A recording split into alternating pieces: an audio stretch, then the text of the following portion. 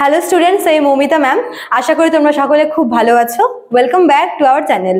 আজকে আমি তোমাদের সেকেন্ড সেমিস্টার যাদের মেজর ইংলিশ আছে তাদের জন্য আজকের ক্লাসটা।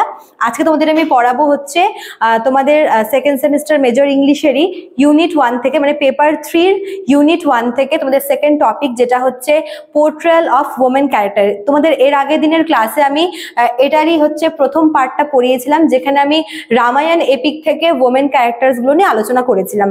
আজকের ক্লাসে আমি তোমাদের মহাভারত এপিক থেকে ওমেন ক্যারেক্টারসগুলো নিয়ে আলোচনা করব। তার আগে বলে রাখি, যারা আমাদের অনলাইন ক্লাসে জয়েন করতে চাচ্ছ তারা আমাদের এখানে দেওয়া অফিসিয়াল নাম্বারে যোগাযোগ করতে পারো।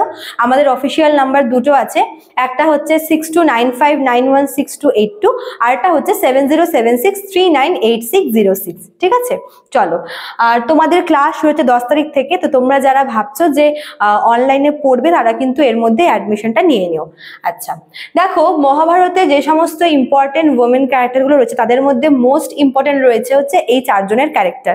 ঠিক আছে, তো দেখো প্রথমে আছে হচ্ছে দ্রৌপদী।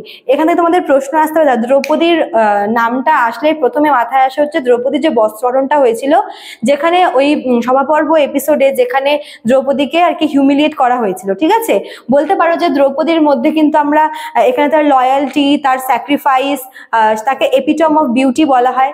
এবং এখানে যখন তাকে সভাপর্বে ওই ডাইস এপিসোডে যখন তাকে হিউমিলিয়েট করা হয়েছিল, সেখানে কিন্তু তাকে সে ভীষণ আর কি হেল্পলেস ছিল, কেননা তাকে হেল্প করার জন্য কেউ ছিল না। যদিও বা পরবর্তীকালে কিন্তু তাকে হেল্প করতে আসে হচ্ছে শ্রীকৃষ্ণ, এবং তার ওই যে হিউমিলিয়েশনটা, তার ওই অপমানটা তাতে করে কিন্তু মানে ওটা বলতে পারো যে ওটা হচ্ছে মেজর কারণ ছিল, যে কুরুক্ষেত্র যুদ্ধর আর কি মূল কারণ ওটাকেই বলা হয়, যেটা আর কি কৌরব আর পাণ্ডবদের মধ্যে হয়েছিল। এছাড়াও দ্রৌপদীর এই বস্ত্রহরণ এপিসোডের পরে যখন দ্রৌপদী তার অপমানের বিচার চায়, যেখানে সে ডিমান্ড করে, যে জাস্টিস ডিমান্ড করে, সেখানে সে কিছুটা স্ট্রং পয়েন্টস রাখে। ঠিক আছে, যার মাধ্যমে আমরা বুঝতে পারি যে সেই সময় মানে ওমেনদের পজিশনটা কোথায় ছিল। আচ্ছা, এবার দেখো নেক্সট হচ্ছে কুন্তি। কুন্তিও বেশ প্রমিনেন্ট একটা ক্যারেক্টার মহাভারতে।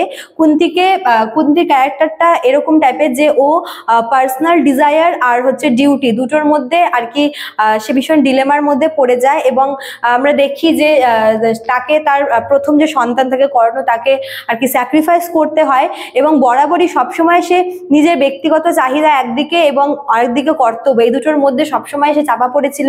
একদিকে তার বলতে পারো যে তার নিজের যে সন্তানরা, মানে যারা বৈধভাবে সবার কাছে পরিচিত, সেই 5 পাণ্ডব, এবং অন্যদিকে হচ্ছে যে স্বীকৃতি না পাওয়া কর্ণ। একদিকে সে চাইছে না কোনোভাবে যাতে নিজের পরিচয়টা বা মানে নিজের মানে কর্ণর যে আইডেন্টিটি সেটা সবার সামনে চলে আসুক, অন্যদিকে আবার সে কর্ণকেও দূরে ঠেলতে পারছে না। তো এরকম একটা ডিলেমার মধ্যে আমরা তাকে দেখি, এবং বলতে পারো যে কুন্তির ক্যারেক্টারটা সে মানে একজন মা হিসেবে, একজন অ্যাডভাইজার হিসেবে সে কিন্তু খুবই আর কি বলবো খুবই একদম যাকে বলে ঠিকঠাক, একদম পারফেক্ট। হ্যাঁ, একদিকে একজন মা হিসেবে সে যেরকম তার ডিউটিগুলো পূরণ করে, অন্যদিকে কিন্তু হচ্ছে তার সন্তানদের অলওয়েজ সে ভালো অ্যাডভাইস দেয়। ঠিক আছে, তো এইসব দিক থেকে কুন্তির ক্যারেক্টারটা কিন্তু খুব ভালো, ইম্পর্টেন্ট। আচ্ছা, 3 নাম্বার দেখা হচ্ছে গান্ধারী, ধৃতরাষ্ট্রের ওয়াইফ, যে কিনা তার স্বামীর ব্লাইন্ডনেস, ঠিক আছে, সেটাকে শেয়ার করার জন্য নিজেও সবসময় ব্লাইন্ড ফোল্ডেড হয়ে থাকতো, এবং তার ক্যারেক্টারের থ্রুতেও কিন্তু আমরা তার হাজবেন্ডের প্রতি তার লয়্যালটি এবং হাজবেন্ডের কষ্টকে নিজের মনে করা, এবং তার দরুন সে নিজেও সবসময় আর কি ব্লাইন্ড ফোল্ডেড থাকতো, যাতে সে স্বামীর কষ্টকে একটু ভাগ করে নিতে পারে। তো তার ক্যারেক্টারের মধ্যে দিয়ে কিন্তু আমরা তার মাদার নেচারও দেখতে পাই, যেভাবে সে তার ছেলেদেরকে আর কি প্রোটেক্ট করে, তাদের মঙ্গল কামনা করে। তো অ্যাজ এ মাদার বলো, অ্যাজ এ ওয়াইফ বলো, গান্ধারী কিন্তু খুব ভালো একটা রোল প্লে করেছে এখানে। লাস্ট দেখো হচ্ছে অম্বা ভীষণ স্ট্রং একটা ক্যারেক্টার। অম্বাকে আমরা একদম শুরুর দিকে দেখবো আর একদম শেষের দিকে দেখবো, যেখানে সে ভীষ্মর উপরে প্রতিশোধ নেওয়ার জন্য কিন্তু সে ছেলেদের আর কি মানে ছদ্মবেশ নেয়, এবং পরবর্তীকালে সে কিন্তু ভীষ্মর থেকে কুরুক্ষেত্রের যুদ্ধে সে তার প্রতিশোধ পূরণ করতে পারে। তো এই 4টা হচ্ছে মহাভারতের সব থেকে স্ট্রং প্রমিনেন্ট ওমেন ক্যারেক্টার, যেখান থেকে অনেক কিছু শেখার আছে, এবং এই ক্যারেক্টারগুলো রয়েছে বলেই কিন্তু মহাভারত এতটা বেশি ইন্টারেস্টিং লাগে, ঠিক আছে। এবং এই 4টা ক্যারেক্টারের থ্রুতেই কিন্তু সেই সময় আমরা নারীদের ক্ষমতা, নারীদের পজিশন এবং একজন নারী চাইলে কি কি করতে পারে সেই সম্পর্কে কিন্তু একটা ভালো আমরা আইডিয়া পাই। তো এটাই ছিল তোমাদের হচ্ছে ওমেন কোয়েশনের উপর। তোমাদের এ দুটো এপিক থেকে মেনলি আসবে। রামায়ণটা করিয়ে দিয়েছি অলরেডি আগে, তোমরা একটু কাইন্ডলি গিয়ে দেখে নিতে পারো প্লে লিস্টে।